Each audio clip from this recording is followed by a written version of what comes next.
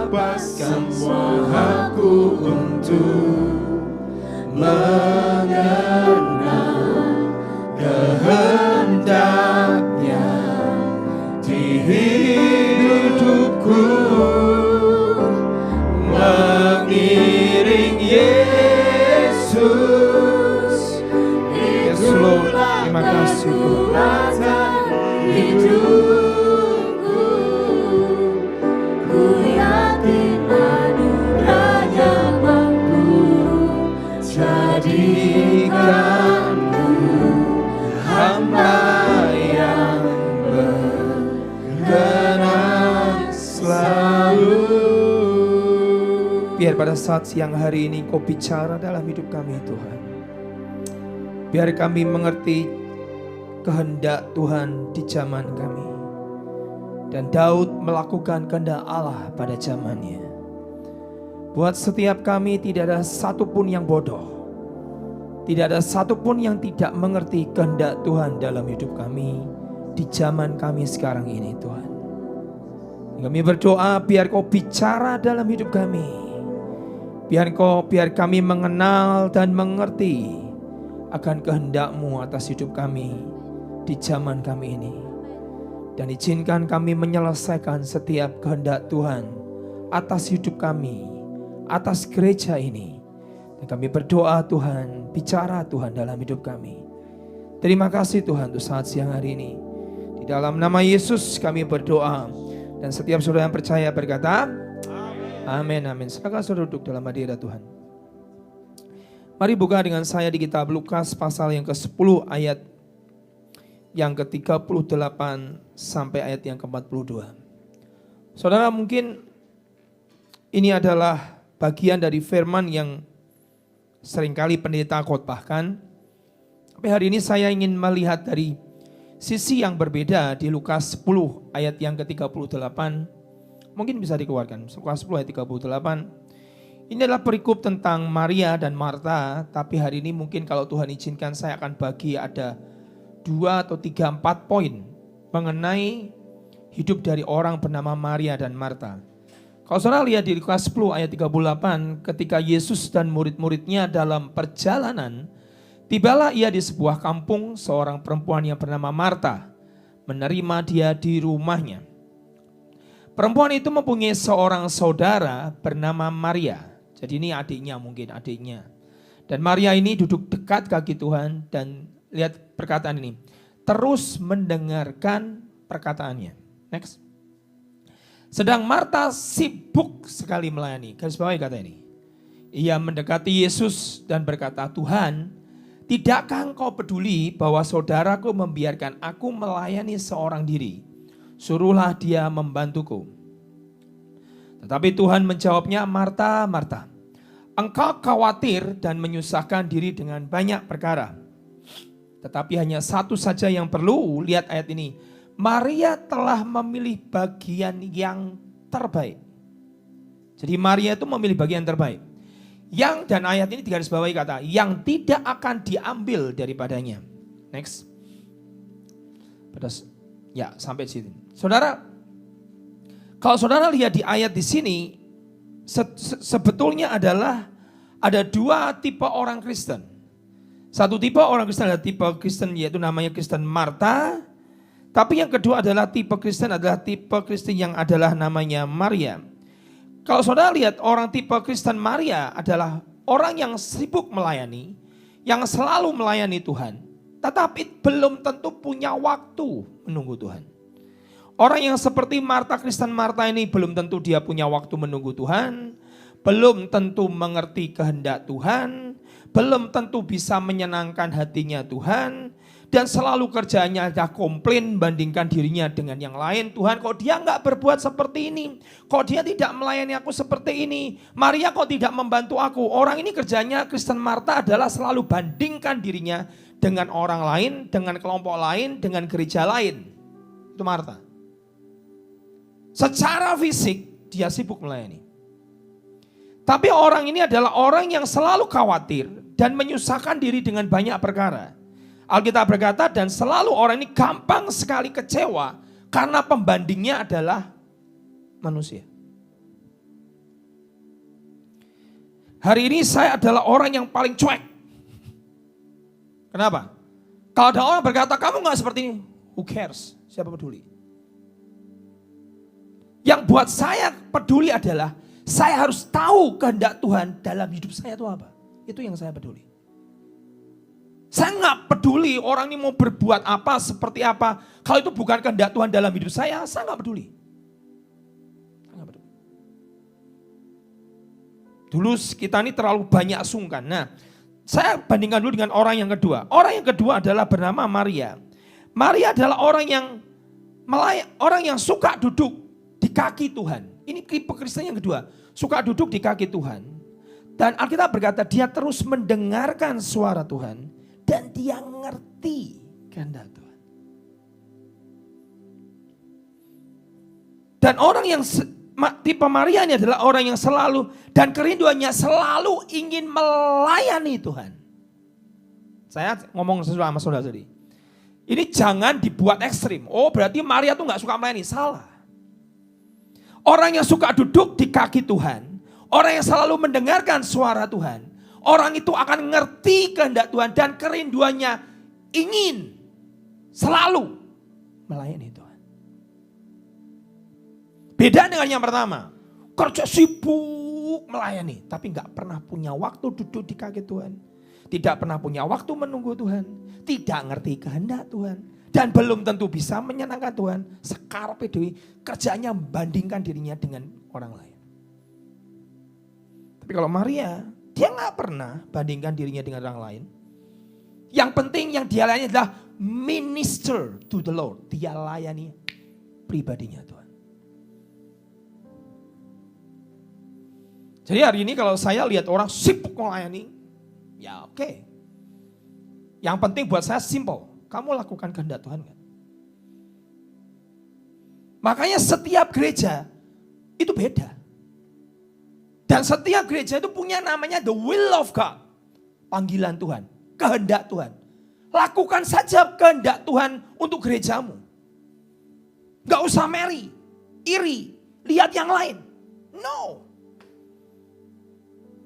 Pak kami kok gak 5.000 seperti, siapa suruh kamu 5.000? Kamu punya kehendak Tuhan di gerejamu untuk kota ini. Untuk bangsa ini. Saudara punya kehendak Tuhan dalam hidupmu apa? Kerjakan saja. Jangan dipikir orang yang melakukan banyak seperti Marta itu dikenan Tuhan. Tidak. Marta itu Tuhan gak suka. Kamu menyusahkan diri dengan banyak perkara. Hanya satu yang Maria lakukan. Dan dia memilih yang terbaik. Dan yang dipilih Maria tidak akan pernah diambil daripadanya. Terbaik. Apa itu yang tidak diambil dari hidup Maria? Relationship-nya dengan Tuhan. Orang yang sibuk melayani. Belum tentu kau punya hubungan dengan Tuhan. Belum tentu kau kenal hatinya. Tapi orang yang sibuk duduk di kaki Tuhan dan ngerti kehendak Tuhan, kerinduannya adalah melayani Tuhan. Oke? Jangan salah. Satu kali masa pandemi bulan Maret ini kan sempat geger lah Maret kemarin, semua di lockdown. Hari ini kami ibadah harus sampai 3 kali. Saya kepancing sama Pak Victor kata. Habis ini kita buka yang 4. Kenapa? Karena banyak gereja yang gak berani buka. Di Semarang tuh gereja-gereja besar itu gak berani buka. Ada gereja yang sampai harusnya dibuka di bulan September kemarin, akhirnya ditunda. Akan dibuka baru tahun depan. Ya saya gak mau menghakimi, tapi saya melihat sebuah kebutuhan jiwa-jiwa yang sedang pingin ketemu Tuhan. Saudara harus tahu. Orang Yahudi itu punya kewajiban datang ke Bait Allah setahun itu 3 kali. Harus itu. The Feast of the Lord. Hari perayaan besar orang Jewish itu 3 kali itu orang laki terutama. Wajib. Pergi kemana? Ke Yerusalem. Kemana? Ke Bait Allah. Jadi pertemuan ibadah itu selama kita ini belum tidak boleh beribadah. Kecuali sudah berkata, kamu gak bisa ibadah lagi. Aniaya datang, ya sudah. Sudah di rumah-rumah. Ya, saya sudah ngomong sama Bapak Gembala sama Pak Victor berkata, nanti kita kalau perlu buka yang keempat. Kenapa? Karena banyak gereja, saya lihat kebutuhan gereja nggak ada yang berani buka. Tidak ada berani yang ibadah. Sementara domba-domba semua pada di luar, semua pada bingung. Ya kan mereka kan bisa ikut online. Saudara disurvei hari ini. Dari bulan Maret kemarin lockdown sampai hari ini.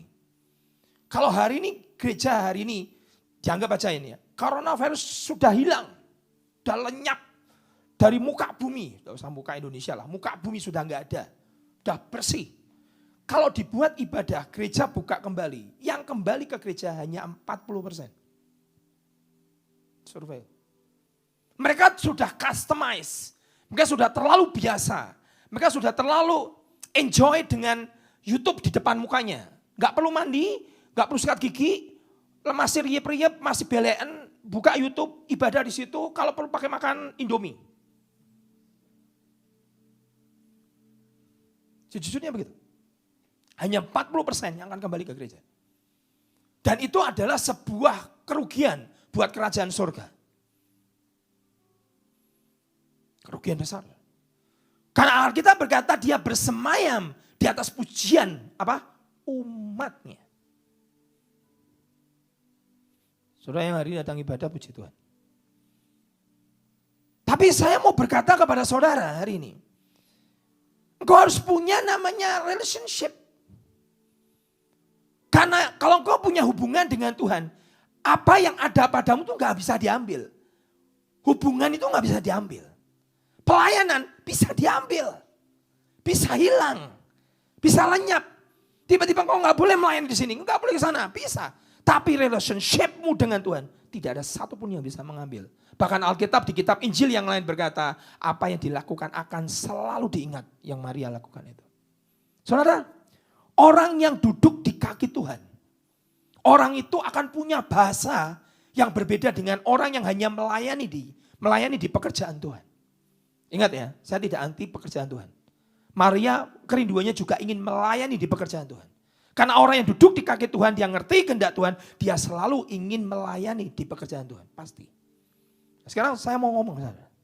Tapi orang yang suka duduk di kaki Tuhan ini dia bisa ngerti dan dia punya bahasa yang berbeda.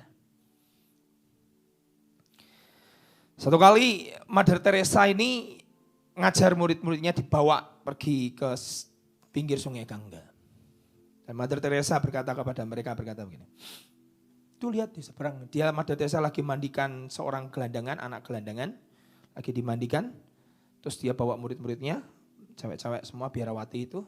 Kemudian dia lihat di seberang sungai Gangga, dia lihat seorang bapak lagi teriak-teriak marahin anaknya. Dan kemudian Mother Teresa berkata begini kepada muridnya, kamu belajar apa di situ?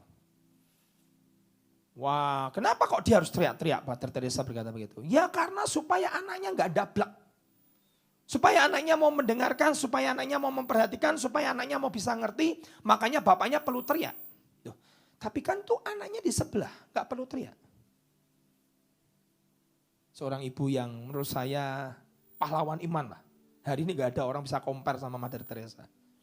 Saya pernah pergi ke Kalkuta, itu ministrinya gedenya sih. Dan diadopsi di seluruh hampir 100 negara mengadopsi pelayanan Mother Teresa. Dan hari ini seorang ibu yang hebat, yang luar biasa berkata, apa yang kamu lihat? Tapi kenapa dia harus teriak? Supaya tahu Mother. Tapi itu kan anaknya di sebelahnya. Gak perlu teriak. Terus kemudian diucapkan satu kata yang Tuhan tuh ngomong sama saya. Dia berkata begini. Kalau dia teriak, artinya apa? Berjarak. Betul kan?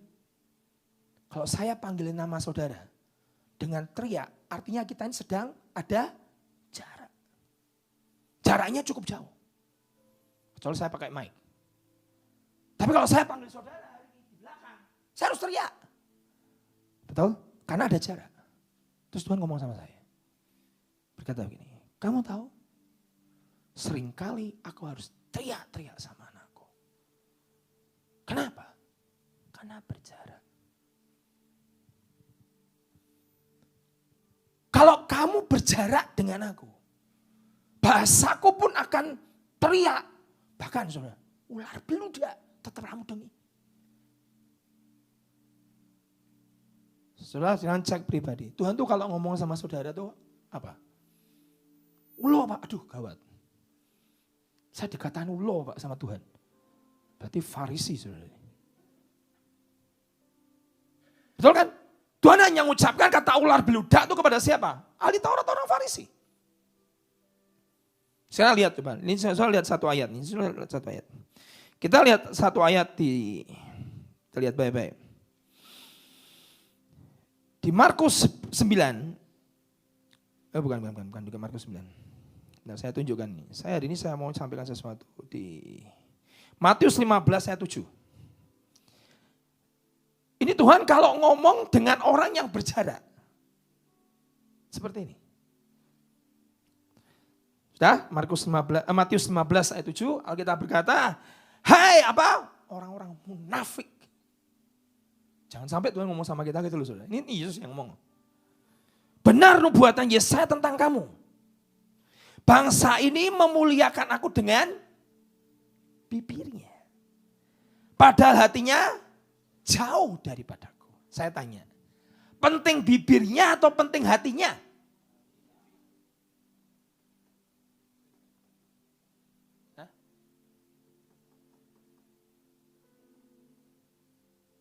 Alkitab berkata, bangsa ini memuliakan aku dengan mulutnya, bibirnya, tapi hatinya jauh daripadaku. Dan Yesus ngomongnya keras, percuma mereka beribadah kepadaku. Jadi jangan ribut pakai masker apa enggak, nggak usah ribut. Saudara tahu ada seorang hamba Tuhan namanya Pak Andi Simon di Balikpapan. Hari ini saudara, gerejanya pelataran luarnya didatengin orang keder semua, minta doakan semua. Dan setiap didoakan sembuh. Buka di YouTube.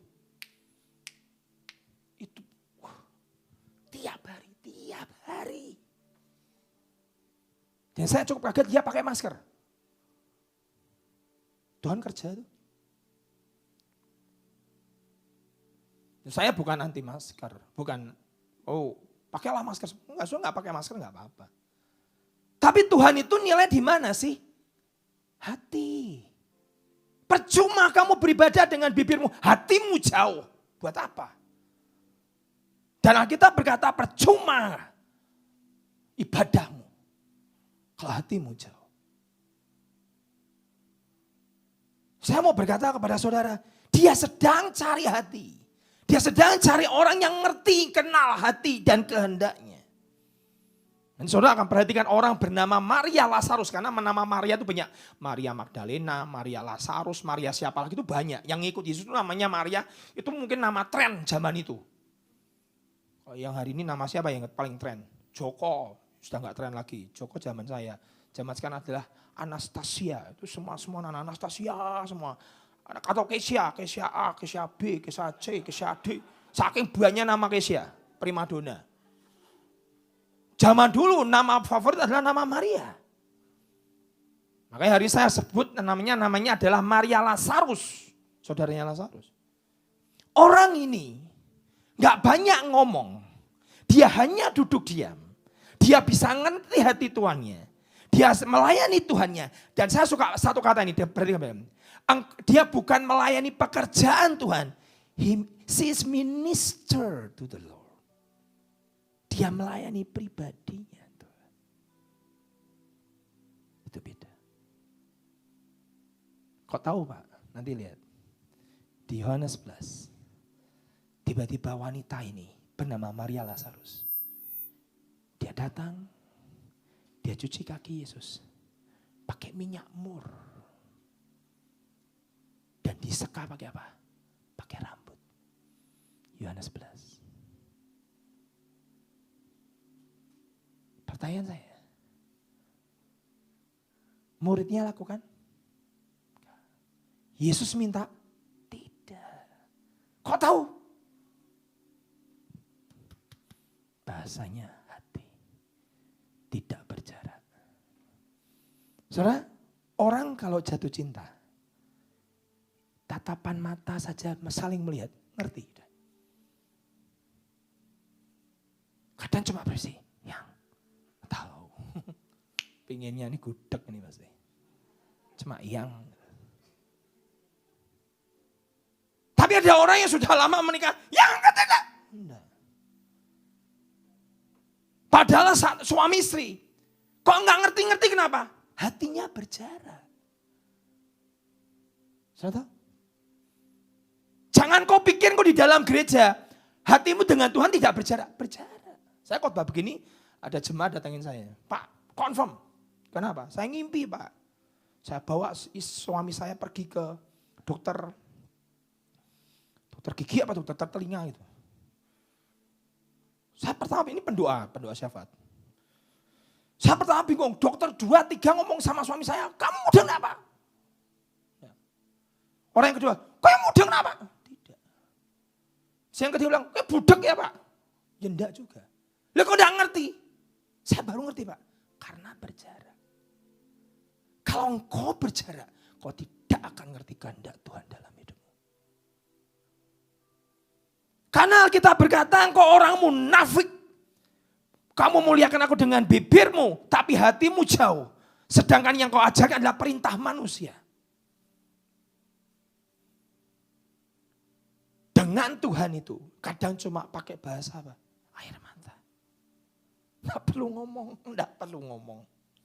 Dia mengerti bahasa air mata. Tuhan Yesus setia. Tahu lagu itu? Dia sahabat kita. Waktu dalam susahku selalu menghiburku.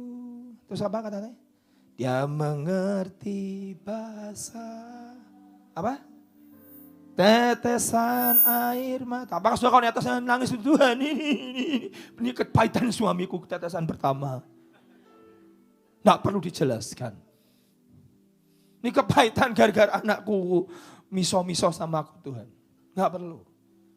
Coba sama Tuhan. Nangis. Dia ngerti. Aku ngerti. Karena tidak berjarak. Sekarang pertanyaan saya. Kau bangun nggak relationshipmu dengan Tuhan? Jangan-jangan Tuhan berkata, nak. Apa Tuhan? Lu kok gak ngerti? Saudara, saat Bu Sarah itu mimpi tentang saya. Saya sukar menjelaskan tapi saya tahu. Waktu itu saya pernah cerita, mungkin saya nggak tahu pernah cerita di sini. Saya ini sedang duduk, Bu Sarah itu mimpi saya sedang Bu Sarah itu lagi pelayanan keliling Indonesia. Saya ke Kupang, saya ke Sorong, saya ke Manado, saya ke kemana gitu ya, ke Putusibau, ke Pontianak, terus ke beberapa kota buat KKR besar. Sekali KKR 4.000, 3.000, KKR kesembuhan. Dan kesembuhannya itu spektakuler. Bukan saya sendiri pun shock. Di tengah hujan deras, orang tetap tidak pergi di situ. Kanker otak pertama kali itu sembuh. Yang sembuh itu adalah poluan lagi. Poluan kan gak mungkin bohong. Poluan sembuh. Bawa temannya kanker payudara sembuh lagi. Jadi hari itu saya tuh lihat mujizat itu begitu real depan mata. Bahkan saya pernah lihat mujizat adalah orang kanker kandungan itu keluar, gelondongan, kubrak, keluar. Dia ke kamar mandi, keluar, darah gumpalan itu keluar. On the spot. Nah, di tengah-tengah saya sedang alami, lihat fenomenal yang seperti itu. Saya kata, wow, kan keren toh. Siapa yang gak merasa dirinya dipakai Tuhan? Gitu. Nah, tiba-tiba saya pulang, Ibu Sarah itu mimpi tentang saya. Ibu Sarah itu adalah, saya anggap kayak adik saya sendiri. Kok, aku ngimpi tentang kamu. Begitu dia bicara, aku ngimpi tentang kamu. Saya langsung tahu.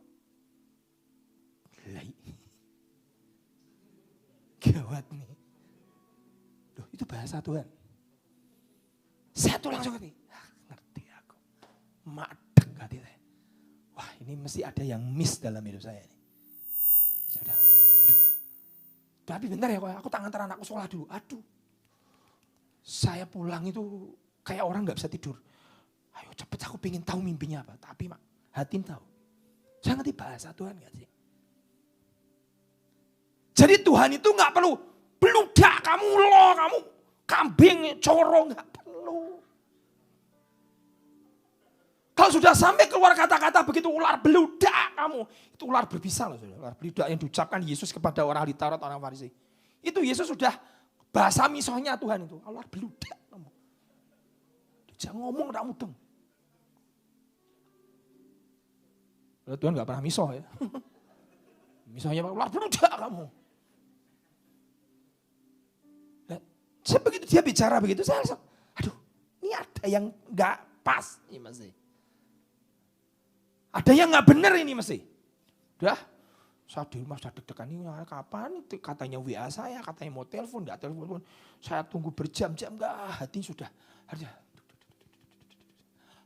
enak. Ini pulang KKR, kanker sembuh, buta melihat. Yang fenomenal adalah kanker tumor sembuh. Kok kanker tumor? Kanker otak sembuh. Kanker tumor. Itu penyakit apa itu? Sembuh. Jadi tapi hati ini udah ngerasa Tuhan ada yang enggak pas nih. Dah dia telepon. Biasa atau bahasa, saya minta maaf loh kok. Ini bukan apa-apa tapi kok Hengki nanti dicek ulang. Ya. Terus dia cerita, aku dalam sebuah kelas. Dan di kelas itu pemimpin semua, para hamba Tuhan. Dan di dalam kelas itu, tiba-tiba dia berkata gini, ada Tuhan Yesus di depan. Dan Tuhan Yesus sedang menanyakan semua laporan apa yang kau kerjakan. Laporan lu diminta, lapor menghadap, dipanggil satu-satu. Jimmy panggil, Ade panggil. Maju ke depan. Dan yang manggil kebetulan dalam mimpi itu ada almarhum Petrus Agung. Sebagai wakilnya Tuhan. Tuhan duduk, panggil. Tibalah gilirannya orang terakhir, dua sebelum terakhir. Saya masih ingat dua orang sebelum terakhir sebelum Kohongki adalah Pak Victor, gembala saya, Pak Victor. Victor, maju, kasih lapor. Sudah, panggil nama saya terakhir. Hengki, cari, enggak ada. Kan semua kan habis memberikan laporan duduk lagi. Saudara.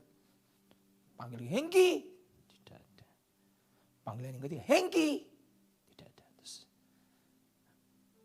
Terus Pak Agung ngomong ini, orangnya mana? Enggak tahu Pak, karena zamannya sudah zaman modern. Telepon, cari dia. Telepon ya. Padahal Tuhan Yesus gak butuh telepon ya. Cari, gak ada yang angkat Pak. Cari dia, gak ketemu Pak. Terus saya sudah deg-degan nih. Terus Tuhan Yesus berdiri dan ngomong ini. Mana? Ngomong ini, anak buahmu mana? Karena kan Petrus Agung. Anak buahmu mana? Maaf Tuhan, berikan dia kesempatan. Dan saya tahu dia bisa. Cuma ini lagi nakal, gak tahu di mana. Bahasanya begitu. Beri kesempatan. Oke, kamu urus dia. Aku pergi dulu. Tuhan Yesus pergi, tinggalkan kelas. Ditunggu di kelas saya. Dan pada saat saya ditunggu di kelas, tiba-tiba saya datang. Dan saya tuh tergopoh. Orang letih, berkeringat, dan baju saya tuh robek-robek. Ledis kotor. Pokoknya kotor. Tengil dan segala macam, pokoknya bukan pantas untuk masuk ruang ujian atau masuk ruang pemimpin itu enggak pantas. Pakainya kotor dan compang-camping. Dia berkata, saya lihat bajunya kau yang gitu, kotor dan compang-camping. Dan kelelahan, capek. Habis pelayanan saya tuh, keliling Indonesia. Terus tiba-tiba, Pak Petrus Agung berkata begini, ini mimpi. Tuhan itu bisa bicara sama mimpi. Berkata, kamu kok bajunya seperti itu? Apa pantas kamu masuk di kelas dengan baju seperti itu? Dan saya enggak jawab. Saya diam. Kayak orang tuh merasa bersalah. Maaf Pak. Lain kali pakai baju yang proper, yang benar. Ada kelas dengan Tuhan Yesus. Dan kamu tidak ada. Aku sudah bilang kepada Tuhan, kamu bisa. Kamu harus ulang yang bagian ini. Dan kamu bisa. Kemudian Bu Sarah bangun. Saudara tahu, begitu mimpi itu disampaikan, Saya nggak perlu cari konfirmasi satu A, B, C, D, dan E, F, G. Cari hamba Tuhan yang lain, cari hamba Tuhan yang lebih peka, cari siapa Bu In, cari Bu Nani. Langsung saya berlutut 3 hari. Saya nyembah Tuhan. Detik saya diceritain tuh, saya bisa ngerti lihat wajah Tuhan. Langsung ngerti aja. Kok tahu Pak? Nggak tahu, pokoknya tahu. Wajahnya lihat saya kecewa. Kecewa aja. Kok bisa tahu Pak? Nggak tahu, bisa tahu tuh. Saya bisa lihat wajahnya tuh, lihat saya kecewa. Dan saya tuh waktu kalau ngomong, saya tuh mencucurkan air mata. Karena waktu di BWK tuh kan, saya nangis. Khotbah tuh sambil nangis. Karena saya ngerti tatapan mata itu. Tatapan mata yang lihat. Kamu miss. Salahnya apa Pak? Tahu. Saya nggak perlu cari konfirmasi. Tahu nggak kesalahan? Dosanya? Tahu. Ngerti gak? Ngerti. Nggak usah pura-pura goblok. Langsung saya berlutut. Langsung saya puasa. 3 hari saya berpuasa. Saya nyembah. Saya berkata, jangan ambil Romo yang kudus dari hidupku. Sekakak.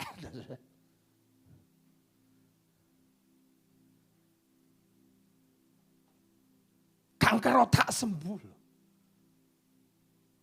Dua poluan itu sembuh. Satu kanker otak, satunya kanker payudara. Satunya berubah di kucing, habiskan 1 ladang untuk menyembuhkan kanker payudaranya dia.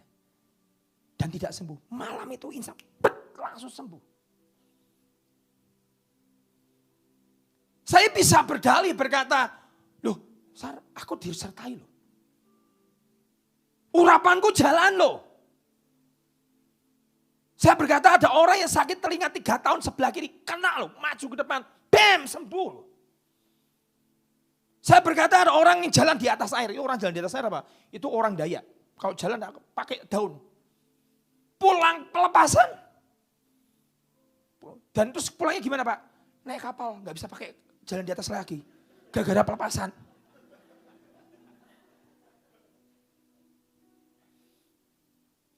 Saya bisa berdalih. Dan saya bawa jiwa-jiwa loh. Saya berkata saya bawa jiwa. Itu orang-orang Kedar pada datang dan mereka terima Tuhan. KKR itu kan yang fenomenal adalah kesembuhan. Makanya tadi saya ceritain di Balikpapan lagi rame nih. Tiap hari orang antri dan saya lihat hamba Tuhan ini dipakai Tuhan luar biasa. Cuma pek. Jalan. Stroke 4 tahun, 5 tahun, 6 tahun. Tumor sembuh, jalan. Dan saya sangat menghargai itu. Tapi saya cerita diri saya. Saya tidak komen tentang itu. Saya berkata itu pekerjaan Tuhan. Tapi pertanyaan saya adalah, kok Tuhan kasih saya mimpi melalui orang lain? Dan menurut saya, karena saya ngalami, dia udah bicara. Tapi saya mengabaikan.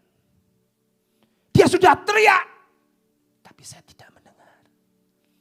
Karena hati saya berbicara. Dia sudah tegur pribadi ke saya. Dan saya tutup telinga. Kamu muliakan dengan bibirmu. Tapi hatimu jauh. Karena kamu berbicara.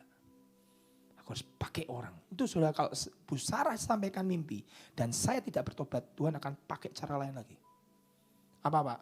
Kalau dia akan bicara. Alkitab bilang kan? Apakah keledai bicara membuat Bileam bertobat? Ingat baik-baik.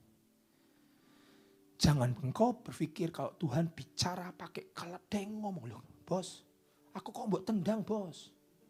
Bos Bileam, sakit kakiku kamu jepit. Loh bos, depan malaikat bawa pedang. Aku lewat lalu dibantai. Oh ada malaikat toh. Loh Bileam aja gak bisa lihat. Si keledai tuh matanya kebuka. Nabi gak kebuka.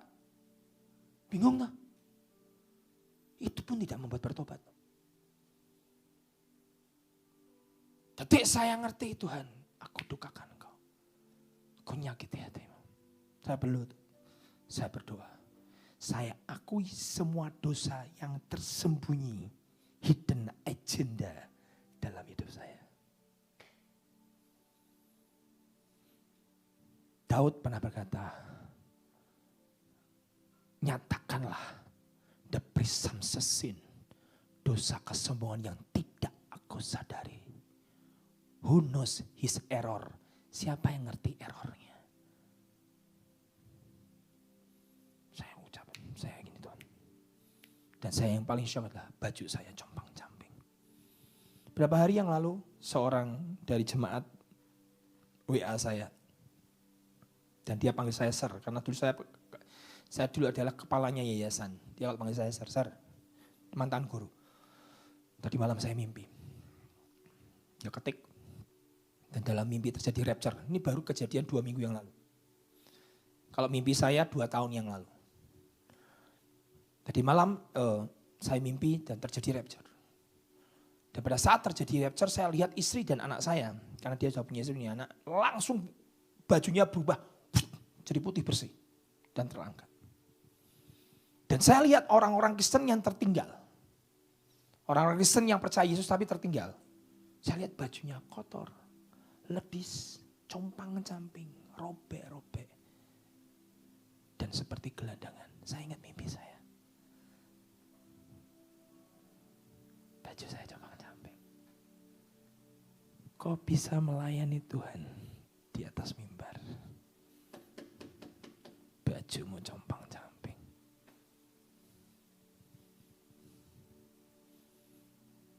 Tuhan tidak pernah lihat karunia. Dia lihat buah roh dalam dirimu. Dia lihat karakter dalam dirimu.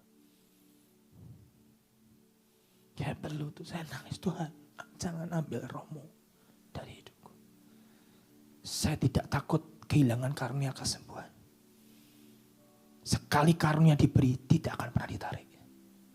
Salah satu contoh orang yang karunianya tetap jalan. Tapi akhir hidupnya dia masuk neraka. Siapa? Biliam. Kenabiannya sampai hari matinya tidak pernah hilang. Orang bilang itu geni. Seucap keluar dari mulut Biliam akan jadi. Dia ngutuk akan terkutuk. Dia memberkati akan terberkati. Tapi hari matinya dia terbuangkan masuk neraka. Orang yang kedua siapa? Saul. Kalau saudara belajar tentang Saul. Ada masa begitu roh Allah meninggalkan Saul. Pada saat Daud sedang bermain kecapi. Dan roh Allah menguasai dia. Dan dia bernubuat seperti seorang nabi. Tapi begitu roh jahat menguasai dia. Dia bernubuat seperti nabi. Dengan telanjang. Pak kok bisa? Pengurapan itu tidak ada hubungannya dengan namanya karakter. Sekali dia beri, tidak ditarik. Kata kitab Roma. Jadi kalau orang sangat diurapi di mimbar. Belum tentu bajumu bersih. Dan tidak compang-camping. Belum tentu kamu dikenan Tuhan. Saya ngalami. Pak, kalau 2 tahun yang lalu Bapak tidak bertobat, langsung mati jedet, saya akan neraka.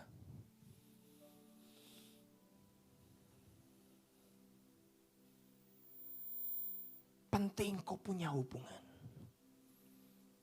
Dia pakai bahasa, nah, no. Cuma gitu aja, no, sudah ngerti, ya Tuhan. Kadang cuma ngedit, nggak suka, nggak tahu, iya Tuhan. Sekarang pertanyaan saya, bahasa Tuhan dalam dirimu apa? Pak sudah kasar, berarti engkau gak bisa diomongin. Sudah ngulok-ngulok kayak Pak. Ngulok. Berarti engkau tidak bisa mendengarkan. Yesus butuh, Petrus butuh apa? Ayam berkokok. Nanti kamu lihat, sesumbar kamu. Katanya mau mati buat aku, penjara buat aku, mau mati buat aku. Nanti lihat sebelum ayam berkokok 3 kali kamu akan sangkal yang ketiga. Tidak mungkin Tuhan. Pasukan. Tidak mungkin nyangkal kamu 3 kali. Nyangkal gak? Nyangkal. Bukan karena kuat dan gagah kita, tapi kata Rohku. Semua karena Roh Tuhan. Satu kali ada seorang hamba Tuhan sangat terkenal di zamannya. Saya gak mau sebut nama. Dan pada saat dia sedang KKR besar, dia itu dipakai Tuhan dalam hal kesembuhan tulang. rematik, patah tulang, sendi, pokoknya semua serba tulang. Artritis, tulang bengkok, tulang apa, pokoknya semua yang penyakit sakit-sakit tulang, semua yang datang dalam KKR-nya semua sembuh, gak ada yang enggak. Tidak ada yang tidak. Saya ngakui dalam KKR kesembuhan yang biasanya saya buat, masih beberapa enggak sembuh. Tapi dalam KKR hamba Tuhan ini, semua penyakit tulang apapun, tulang ekor, semua bengkok, tulang belakangnya, segala macam patah tulang, rusuknya patah, segala macam, selalu sembuh instan di tempatnya. Di zaman dia sangat begitu terkenal dipakai Tuhan dan sangat diurapi luar biasa. Satu kali dia terbang ke South Africa, di Afrika Selatan dia sampai ke sana, dan dia naik ke atas balkon, itu penuh, gereja penuh pak, sampai orang duduk-duduk di bawah. Ini dalam pengurapan.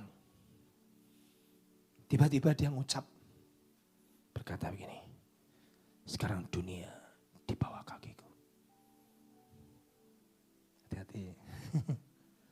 Dunia di bawah kakiku. Terus gimana Pak? Wah HKR. Semua sembuh. Gak ada yang enggak. Bangga dia. Yesus dahsyat.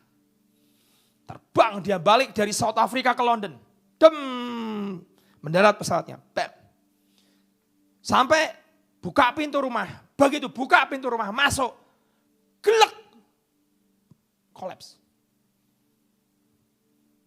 Sampai hari matinya, badannya melengkung. Seperti piano, grand piano. Sampai hari matinya dibuatkan peti mati bentuknya seperti badannya. Saking gak bisa lurus. Dan ternyata apa? Seluruh penyakit orang yang didoakan sembuh, nempel semua ke badannya. Gara-gara yang ngucap, sekarang dunia di bawah kakiku. Hati-hati dengan ucapan.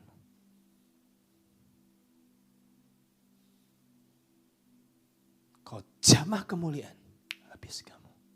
Yesaya berkata, aku tidak pernah bagikan kemuliaanku kepada siapapun. Kemuliaan itu milik Tuhan. Itu dosa apa? Dosa yang dia gak sadari. Who knows his error? Siapa yang bisa ngerti errornya? Saat kau duduk, dia mendengarkan suaranya seperti Maria. Kau akan ngerti kehendak Tuhan. Kau tidak akan pernah komplain Tuhan.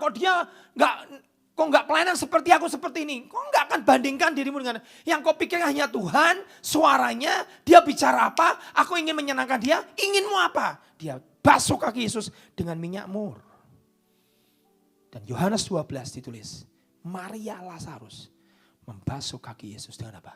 Narwastu 2 kali. Siapa yang beritahu? Apakah Yesus berkata, nanti sebelum aku mati ya Maria, kamu jangan lupa tuangkan minyak narwatus di atas kepalaku dan basuh kakiku dengan minyak mur. Apakah Tuhan Yesus pernah ngomong begitu dengan Maria? Never.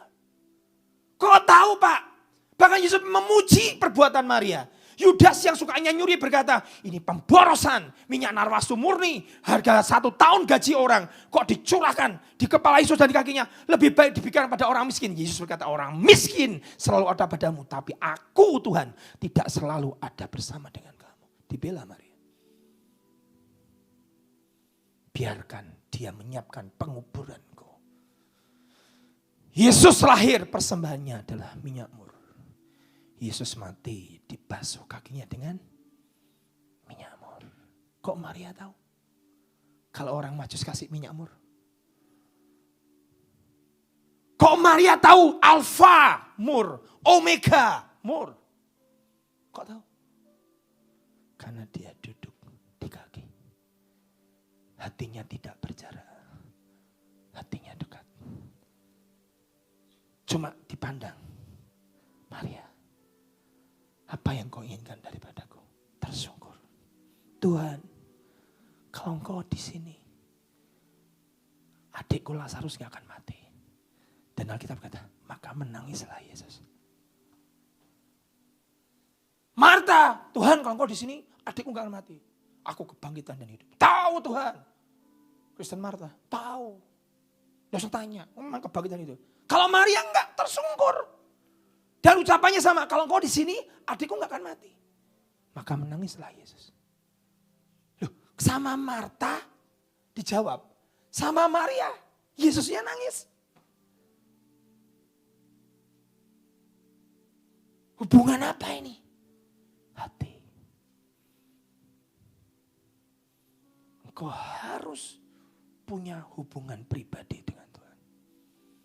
Dan itu tidak akan pernah diambil daripadamu. Kata Alkitab. Kalau engkau gak pernah punya hubungan pribadimu dengan Tuhan, kau hadapi hari-hari ini. Tahun 2021 akan lebih mengerikan. Kau gak akan tahan dengan iman Kristenmu. Gak akan tahan. Kalau hubungan kekristenanmu hanya karena mujizat, karena Tuhan memberkati, engkau kolaps imanmu. Kau akan murtad. Tapi kalau hubunganmu karena engkau mengasihi dia, dan tiba-tiba seorang Sadhu Sundar Singh berkata, Sadhu Sundar Singh yang adalah anak bangsawan, keturunan raja dari India.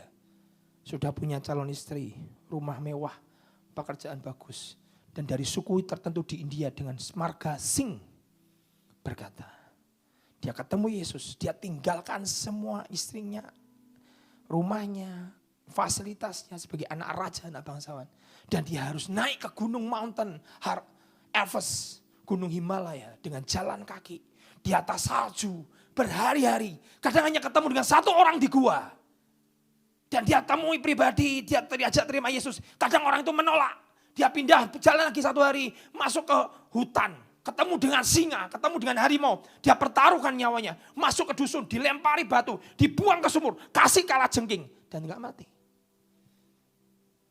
Di tengah penderitaan yang sangat pelik, dia berkata, lebih baik, lebih mudah mengucapkan, dia lebih mudah mati buat Tuhan. Bab, selesai. Daripada hidup buat Tuhan itu lebih berat. Mati tinggal tembak, dar, selesai, surga. Tapi engkau hidup buat Tuhan, kau harus salibkan namanya daging. Saudara, di tengah penderitaan seperti itu, Sadhu Sundar Singh di pinggir sumur. Setelah berapa puluh tahun, muncullah seorang pangeran dan berkata, Sadhu, Yesus yang kau sembah, yang kau ikuti, berbohong. Maksudmu? Habis ini kamu dibuang ke neraka. Surga tidak ada. Kamu kan kejar surga tuh. Padahal ada istri yang menanti cantik. Kelas Miss Universe tunggu kamu di rumah. Ada rumah yang mewah di rumahmu. Ada gelar bangsawan yang menantimu. Bodoh kamu ikut Yesus. Kamu kehilangan istri, gelar-gelar, kehilangan pamor, kehilangan fasilitas. Kamu kehilangan semua. Dan hanya jadi seorang sadhu berbaju jubah kuning. Berjalan berjam-jam, berhari-hari di atas gunung yang kadang ketemu cuma satu orang. Kau bawa pertobatan. Dan Yesus yang katanya adalah memberi surga, dia sedang berbohong dengan kamu. Setelah selesai dan kamu mati, kamu akan dibuang ke neraka. Si pangeran itu ngomong kepada sadhu di pinggir sumur. Dan dia menjawab, sekalipun kalau sampai di neraka pun, gak apa-apa, asalkan ada Yesus di situ. Neraka akan berubah jadi surga. Ngamuk. Pangeran itu berubah bentuk jadi apa? Lucifer. Kurang ajar kamu. Saudara, kalau kekristenanmu sudah sampai taraf itu, tidak ada yang bisa menggoyahkan kamu. Hubungan. Kenal. Tidak berjarak. Dekat. Kau tahu kerinduannya. Kau tahu ingin apa? Tuhan gak pernah berkata kepada Maria, Narwastu Maria, siapkan Narwastu sebelum aku datang. Never. Gak pernah. Murid yang 3,5 tahun bersama Yesus, 12 murid yang sangat dekat. Bahkan 3 murid yang sangat dekat dengan Yesus. Yohanes, Yakobus dan Petrus yang sangat dekat. Tidak pernah tahu Tuhan Yesus butuh Narwastu. Gak pernah tahu. Dia harus diurapi menjadi seorang raja. Dia gak pernah tahu. Tapi tiba-tiba hari itu, Maria datang membawa Narwastu. Saya tahu artinya Narwastu enggak?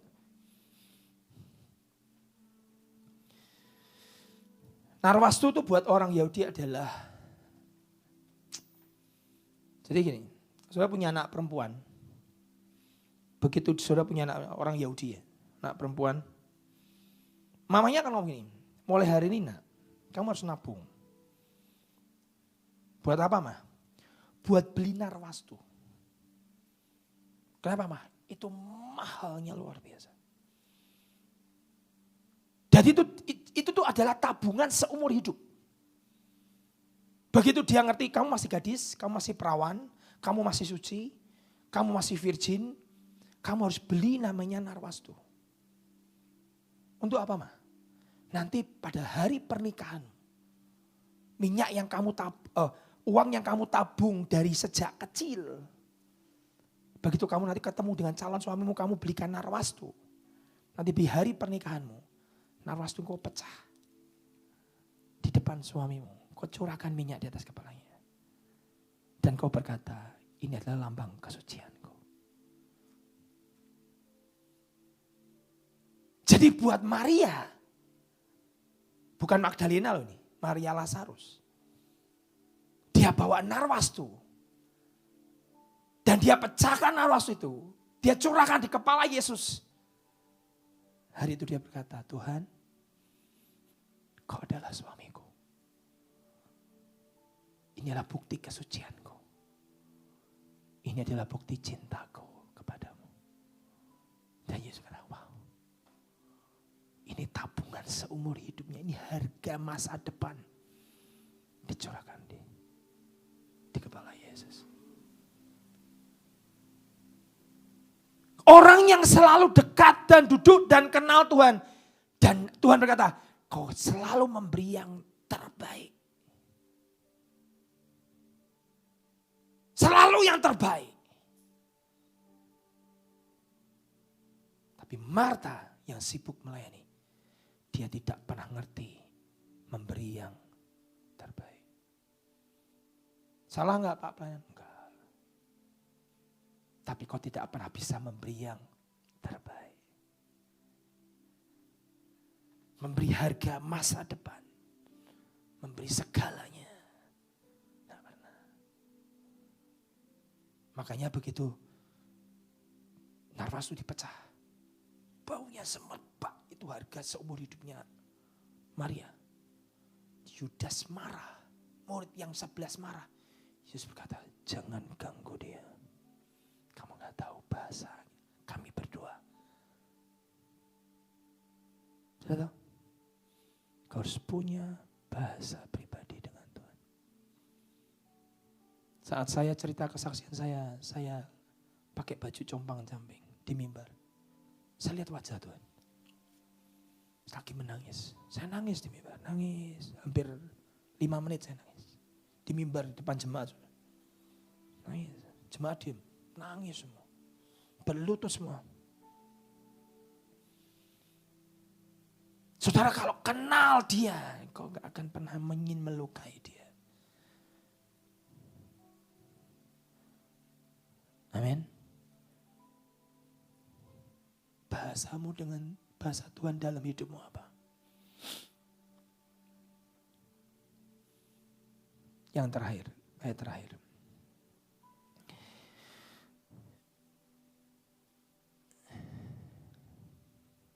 Sudah bisa lihat di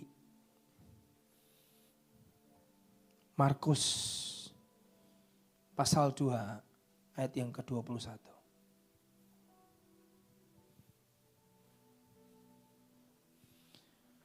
Tidak seorang pun menambalkan secarik kain yang belum susut. Sudah tahu kan kain susut. Kain itu kalau mau dijahit, dipotong, itu harus direndam pakai air. Supaya apa? Menyusut. Kita berkata, tidak seorang pun menambalkan secarik kain yang belum susut pada baju yang tua. Karena jika demikian kain penambal itu akan mencabiknya yang baru dan mencabik yang tua. Lalu makin besarlah koyanya. Lihat, ini ayat penjelasannya. Next, 22. Demikian juga tidak seorang pun mengisikan anggur yang baru ke dalam kantong yang tua. Akan mengoyakkan kantong itu sehingga anggur itu akan dan kantongnya dua-duanya terbuang. Tapi anggur yang baru hendaknya disimpan dalam kantong yang baru.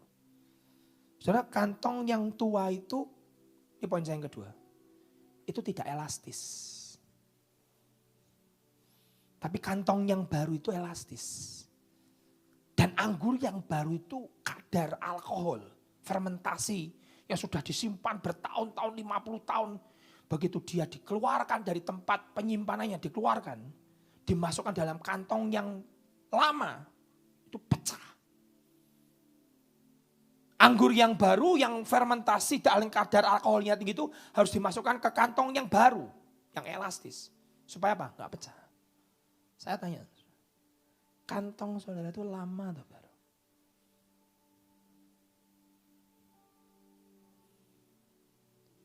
Saul itu minyaknya minyak lama. Alkitab berkata, dan Roh Allah menguasai Saul. Dan Tuhan mengubah dirinya menjadi manusia yang lain. Tapi dia tidak pernah punya namanya minyak yang baru. Dia gak pernah punya anggur yang baru dalam hidupnya. Kantongnya kantong yang lama. Makanya begitu Daud muncul, marah. Dia gak siap dengan sesuatu yang baru. Dia gak siap dengan namanya rising star. Gak bisa. Saya kasih contoh. Ini poin saya kedua. Saya belum khotbahkan ini. Saya siapkan khotbah ini untuk pelajar besok, hari Rabu. Aku muda apa itu? Tadi yang tadi aku nanya. Saudara, Daud itu diurapi 3 kali. Ini poin yang kedua ya, terakhir. 3 kali. Saat Daud dicurahkan dengan minyak pada Samuel. Pengurapan pertama kali di tengah-tengah kakak-kakaknya. Saat dia di padang gembala. Dan Samuel berkata, masih adakah yang lain? Ada, ini muncul, yang kecil, yang elok parasnya. Tapi dia gak bisa perang, gak bisa ngapa-ngapain. Dia hanya kerjanya di kambing domba 1, 2, 3 ekor di padang gurun. Samuel berkata, enggak, aku gak akan mencurahkan minyak dalam tanduk ini sebelum dia datang. Dipanggil, datang dia. Dan Alkitab berkata, maka dicurahkan minyak itu di atas kepala Daud. Sudah tahu, itu minyak itu apa? Itu pengurapan. Dan Yesus diurapi. Kata urap itu apa? Minyak lebih. Artinya urapi itu minyaknya berlebih. Semua minyak yang dipakai untuk menguduskan. Ternyata zaman dulu, Bait Allah itu kalau menguduskan semua perkakas pakai minyak. Saya baru baca Alkitab. Menguduskannya itu pakai minyak. Dan minyak yang dipakai untuk menguduskan perkakas Bait Allah. Bahkan minyak yang dipakai untuk mengurapi dua jabatan, imam dan raja. Kalau imam dan raja itu diangkat jadi imam dan raja itu harus diurapi, dicurahkan minyak, tumpahin di kepala, pakai tanduk. Nampungnya pakai tanduk, gak boleh pakai buli-buli, gak boleh, harus pakai tanduk. Buatan Tuhan, itu dicurahkan di atas kepala. Minyak yang dipakai mencurahkan untuk imam dan raja tidak boleh kesentuh orang awam. Orang awam kesentuh minyak itu mati. Saking kudusnya. Nah, hari itu dia bawa minyak dalam tabung, si Samuel, nabi. Dan dicurahkan minyak itu di atas kepala Daud. Pada saat minyak itu dicurahkan di atas kepala Daud, saya mau tanya sama saudara, itu minyak pengurapan untuk apa? Urapan untuk apa? Bukan, dia masih gembala. Dan setelah dicurahkan minyak sama Samuel, dia nggak jadi raja kan? Belum. Dia harus diburu dulu sampai 17 tahun. Itu minyak untuk apa? Untuk mengalahkan Goliat. Betul? Pengurapan itu mematahkan kuk dan belenggu kata Alkitab. Pada saat kau diurapi, kau bisa bunuh raksasa dalam dirimu. Kau punya raksasa hutang, kau butuh minyak urapan. Curahkan itu. Kau potong kepala Goliat. Tapi perhatikan, jangan berhenti. Lihat. Tapi Daud itu diurapi 3 kali. Setelah dia dikasih pengurapan membunuh Goliat, 13 tahun kemudian, di Hebron, dia dicurahkan minyak lagi untuk menjadi raja atas satu suku. Suku apa? Yehuda. Di Hebron. Pengurapan itu apa? Untuk mengalahkan semua keluarga Saul. Dan Daud sekali lagi dicurahkan minyak. Di Hebron juga. Untuk menjadi raja atas apa? Atas Israel dan atas Yehuda. Itu untuk pengurapan itu apa? Untuk memasuki, mengambil kota Yerusalem yang Yosua tidak pernah bisa ambil kota Yerusalem. Yang tidak pernah bisa mengalahkan suku Yebus. Tuhan berkata, pengurapan mengalahkan Goliat tidak bisa dipakai. Pengurapan untuk mengalahkan keluarga Saul tidak bisa dipakai. Kau butuh pengurapan yang ketiga, yaitu pengurapan di atas di gunung di Hebron, yaitu pengurapan atas Israel. Dan untuk menyatukan Israel dan Yehuda, kau dikasih pengurapan.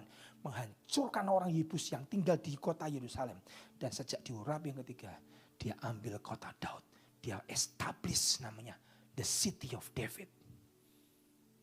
Dalam hidupmu, kau tidak bisa pakai urapan yang pertama, urapan yang kedua. Kau butuh namanya fresh anointing. Saul tidak pernah memakai urapan yang baru. 5 gadis yang bodoh tidak pernah punya minyak. Bahasa Inggrisnya berkata, minyaknya running out. Minyaknya minyak lama. Dia punya pelita, tapi tidak pernah punya minyak yang baru. Kenapa? Karena dia tidak pernah mau beli. Artinya beli apa? Tidak pernah mau bayar harga.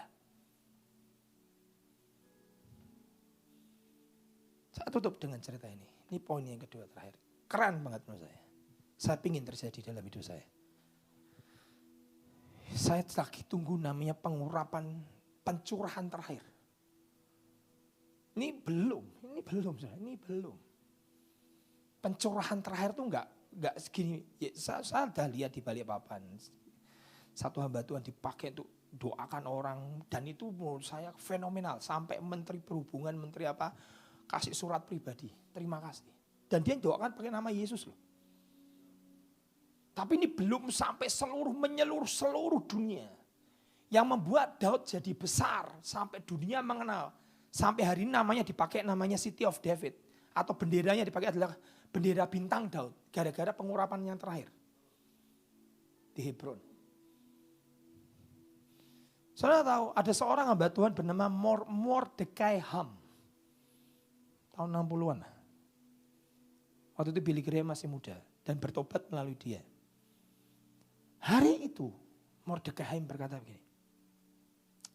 Kamu para pendosa pemabuk bertobat di kaki Tuhan. Kalau tidak Tuhan akan bunuh kamu. Kalau ngomong gitu. Orang ngamuk. Dia lagi KKR, kebaktian. Orang yang punya label penjual miras yang ilegal. Itu ngamuk. Karena ini sukanya khotbah ngomong sama para pemabuk. Pemabuk, pelacur, segala macam. Suruh bertobat kalau enggak. Kalau kamu tidak berubah, Tuhan akan bunuh kamu. Kalau khotbah gitu. Tapi kan sekali-sekali penuh gitu. Bunuh kamu. Dan kemudian KKR besar si Mordecai berapa hari itu. Dan tiba-tiba si para gangster-gangster yang marah, yang penyuplai miras ini kumpul masuk ke pekarangan gereja. Zaman dulu belum ada mobil. Harga saddle kuda itu harganya adalah harga motor. Jadi kalau saudara bisa beli motor Harley Davidson, itu harga saddle kuda. Mahal banget ya. 200, berapa ratus juta hari itu. Nah, hari itu ini para gangster datang, itu tali kuda dipotongin semua. Saddle-nya dipotongin, diambil bawa pulang. Mordecai dengar keributan di pekarangan luar, para gangster pada ngambilin saddle kuda, dia keluar. Dan kemudian ini para gangster ngambil pisau, ngambil belati, ngambil pedang, ditunjuk ke mukanya si Mordecai. Hamba Tuhan sudah tua. Jadi dia bilang, pengecut kamu. Pendetanya kan dal banget. Dasar kamu pengecut. Dan ini gangster kan begitu kan marah tuh. Orang ajar loh orang tua. Kamu berani menghadapi orang tanpa senjata. Pengecut kamu. Aku tidak bersenjata. Kenapa kamu menghadapi aku pakai belati? Pendeta tua, habis tuh kudamu, aku ambilin semua saddle-nya. Terus dia berkata, dengerin baik-baik. Kalau Tuhan tidak mengubah kamu akan dibunuh Tuhan. Tambah ngamuk ya. Ngamuk lah. Selalu ngomong apa terserah. Pendeta tua. Kamu gak berubah. Mati kamu. Dibunuh Tuhan. 10 gangster. Ketawa. Ambil sadel kuda bawa pergi. Besoknya saudara. Kepala gangsternya mati. Geger tuh mereka. Hari berikutnya. 3 teman kepala gangster yang ikut hadir waktu itu. Di mesin penggerajian meledak. Tempat penggerajian. Itu mesinnya meledak. 3 orang mati. 4 mati. Sisanya para gangster yang lain datang kebaktian semua. Dia bilang, Pak, kami mohon ampun. Mordekai bilang ini. Dengar Bapak, aku udah bilang kan. Ini kakaknya berhari-hari. Aku kan udah bilang. Kalau kamu, Tuhan tidak mengubah kamu. Mati. Ya Pak, kami bertobat. Dia ngomong, saya kasih waktu kamu 24 jam. Kalau kamu tidak kembalikan semua sedel kuda dan tali semua yang kamu curi di gereja ini. Dalam 24 jam kamu tidak datangkan di depan muka aku sini. Mati kamu. Tapi keren. Enak gitu ya. Langsung sudah lari. Tidak perlu 24 jam. Saya ambil. Lari. Wah lari. Dia ambil sedelnya. Udah selesai. Semua gemetar. Ampun Pak. Di situ ada 1 orang tidak mengambil. Terus dia bicara gini. Ini kan dia bilang, aku ini penginjil tapi juga nabi. Dia bilang, sebelum saya berdoa, tak ingetin lagi. Kalau tidak dikembalikan semua, mati. Jangan berdoa. Biarkan saya pulang, tak ambil. Please, jangan berdoa dulu. Masih kurang 1. Iya Pak, jangan berdoa. Lari sudah, ambil sedel, dikembalikan. Itu namanya justice Tuhan. Kalau itu turun, keren, perfect. Dan saya tunggu itu. Dan itu minyak baru. Dan itu anggur baru. Tidak bisa di kantong yang lama. Tidak bisa di wadah yang lama. Kau tidak bisa pakai pengurapan membunuh Goliat untuk dipakai Diki untuk jadi Raja Yehuda. Kau harus rapi lagi. Kau tidak bisa pakai pengurapan di membunuh keluarga Saul untuk dipakai yang ketiga, untuk mengalahkan orang Yebus yang besar kuat di Yerusalem. Kau butuh pengurapan yang ketiga. Hari ini kita sedang menunggu namanya Pantekosta ketiga, betul? Saya tunggu. Nantang, nanti. Itu powernya kuasa. Nah kalau sudah begitu, kau tidak boleh lancang dengan mulutmu. Amin. Saudara, miliki hubungan dengan Tuhan. Tahun depan tidak mudah. Kau gak akan goyah kalau kau punya hubungan.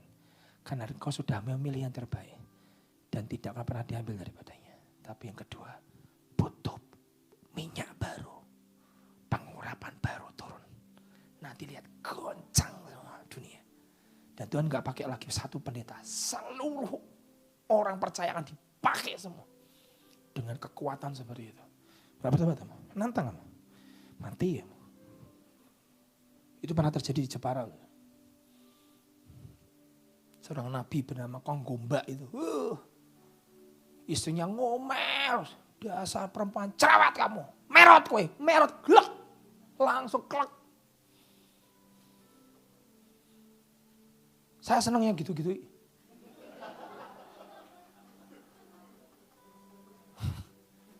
Keren itu. Begitu Tuhan ngomong sama Petrus. Dusta kamu Ananias. Kamu jual kan juga tanahmu kan. Kamu gak perlu bohong tahan sebagian. Kamu mendustai Roh Kudus. Gelak mati di gereja. Mati. Baca kitab Kisah Rasul. Dengerin Bapak. Yang kabar baiknya lah. Sejarah itu akan terulang. Kisah Rasul akan dimunculkan lagi. Anania, Safira datang istrinya. Kamu jual sekian. Iya. Kamu juga dusta kamu. Gelek mati, digotong. Jadi jangan kaget, di gereja nanti bawa orang mati keluar. Itu namanya glory of God. Saya suka kata-kata anak saya. Pengurapan itu bisa membunuhmu atau bisa menjagamu. Kenapa? Nanti khotbahnya ngalor ngidul kemana-mana. Dan nanti ceritanya panjang. Nanti kali saya cerita lagi tentang namanya jubahnya. Pengurapan itu bisa membunuhmu atau bisa menjagamu. Jadi pelayan ya, dengar ya para pelayan. Jangan gampang mutungan. Aku tidak mau ngomong aku sama Civilia. Aku keluar dari pelayanan. Kamu keluar dari anointing. Kamu keluar dari anointing, kamu dihajar sama setan. Serius. Kok firmannya di mana Pak? Harun ngatai Musa. Miriam ngatai Musa. Dan Tuhan ngomong, kamu sentuh pengurapannya Musa. Habis kamu. Tahu sudah tahu. Miriam langsung kena kusta. Harun kena enggak? Tidak. Kenapa? Jubah imam dan jubah pengurapannya dia menjaga dia. Tapi begitu Harun mau mati, Harun sudah kau selesai Harun. Buka jubah, pengurapan dilepas, gelek mati. Jadi pengurapan pelayananmu tuh jagain kamu. Jangan ngomong, aku quit, aku menyerah, aku tidak mau lagi. Salah. Setan tertawa, telanjang. Aku hajar kamu sekarang. Dulu kok saya nggak kena Pak? Karena kamu dijagai dengan pengurapan. Dia keep you or kill you seperti Saul. Kenajisannya Saul membunuh pengurapan, membunuh dia. Karena dia tidak pernah mau memberesi hatinya di depan Tuhan. Irinya, kompetisinya, bencinya, ingin membunuh Daudnya. Dia tidak pernah bereskan itu. Kau harus beresi hatimu. Nanti pengurapan akan jaga engkau. Amin. Mari bersama-sama. Fill me again with the power of Spirit.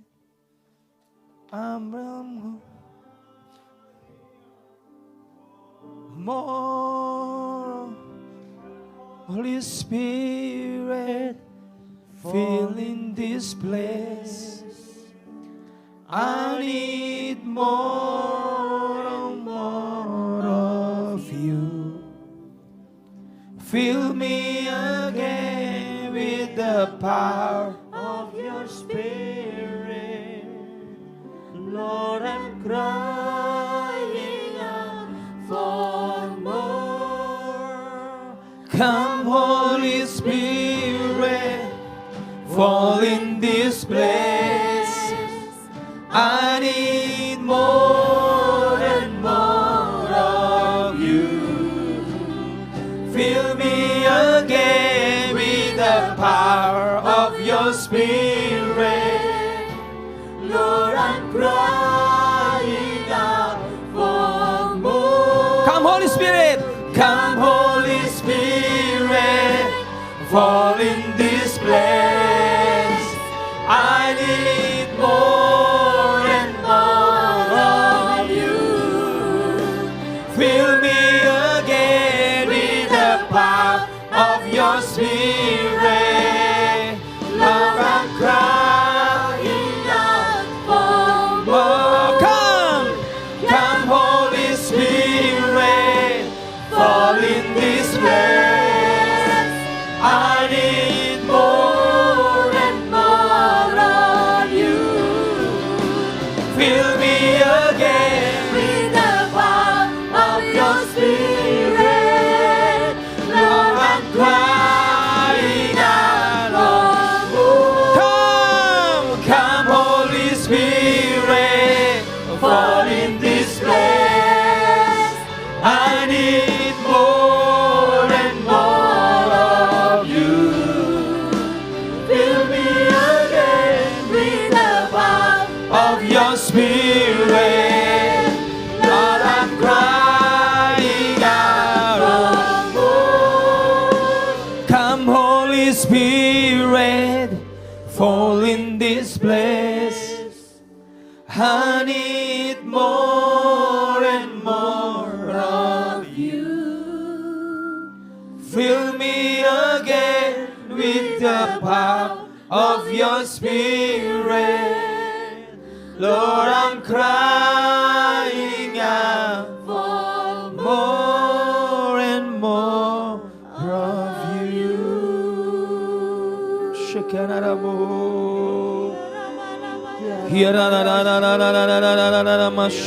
Mari basaro. Kiara baba shiri la la la la la la la la la la bara bara la bara la bara la bara bara la bara. Kiara nama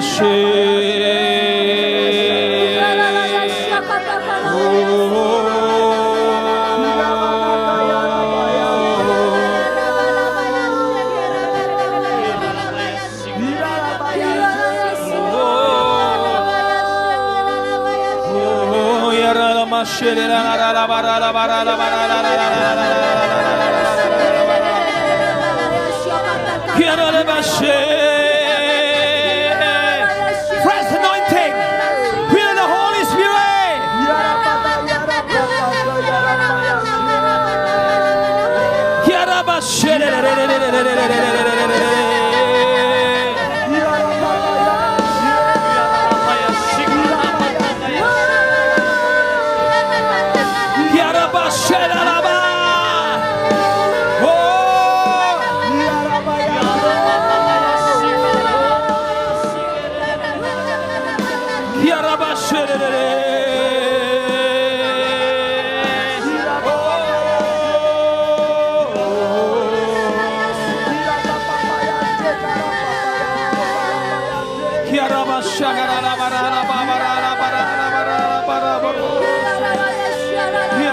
Yes, Lord, feel.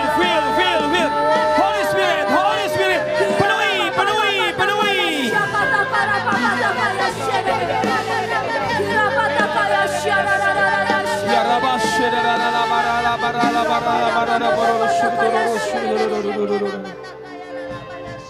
Alkitab berkata pada saat dia mencurahkan anggur yang baru, dia butuh kantong yang baru.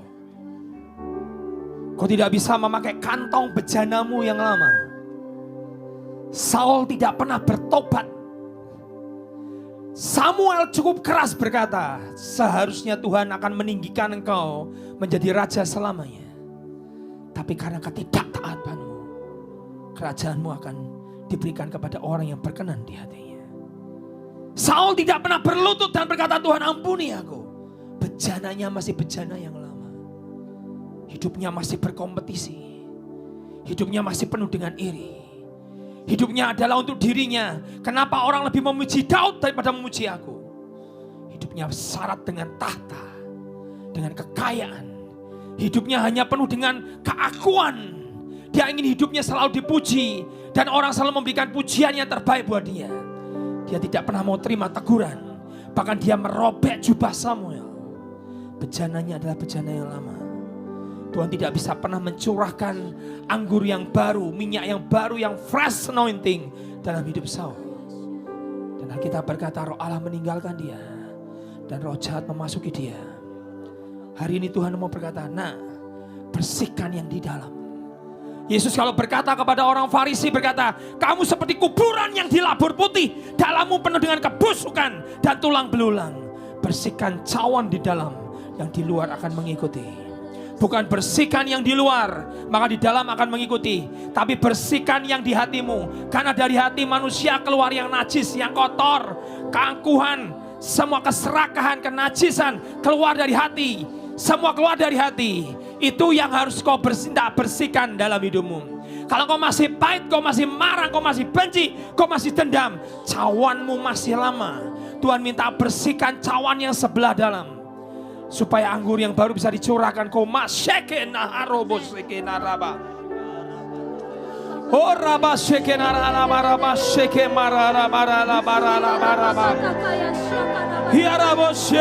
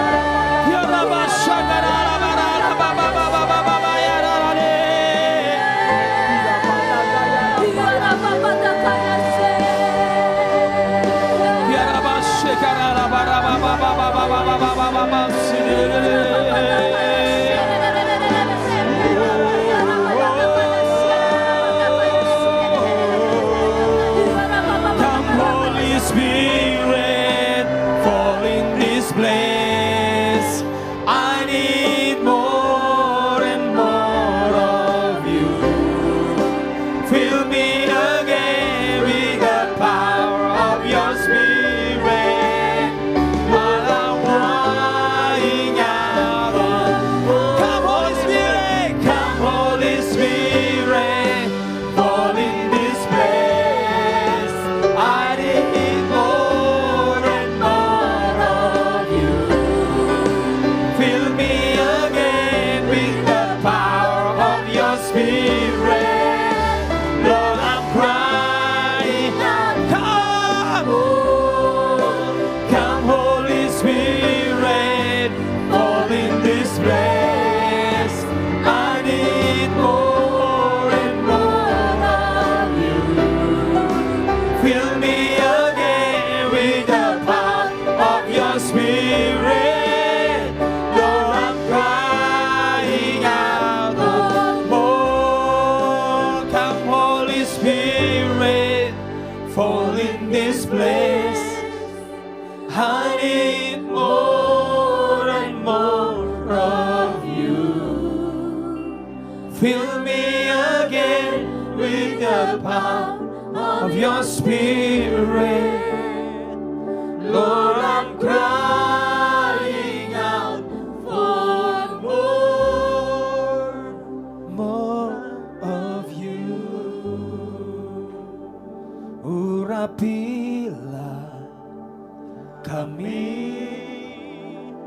dengan minyak baru, penuhilah kami dengan hadirat-Mu.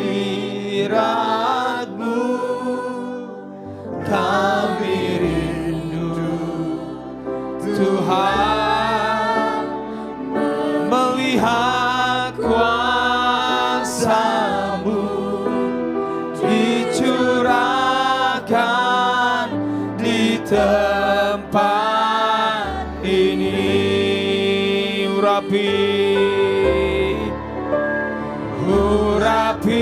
Urapilah kami dengan minyak, minyak yang baru Tuhan. Penuhilah kami dengan hadirat-Mu. Kami rindu Tuhan melihat kuasa-Mu dicurahkan di tempat